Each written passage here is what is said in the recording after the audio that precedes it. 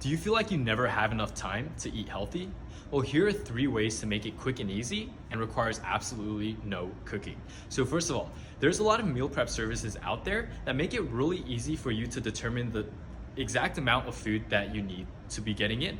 And you can go ahead and set that on some sort of like regular shipment on a weekly or bi-weekly basis so that all your meals are ready and prepared for you.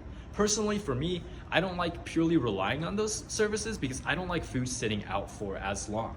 So another option is plan out and plan ahead of restaurants and menus around where you live and where you work or any other place that you frequent on a regular basis so that you have a ready and available kind of like list or menu so that when you need something to eat, boom, pick from the list, you're good to go. Rather than having to think about it last minute and make a choice that might not completely align with what you're trying to accomplish.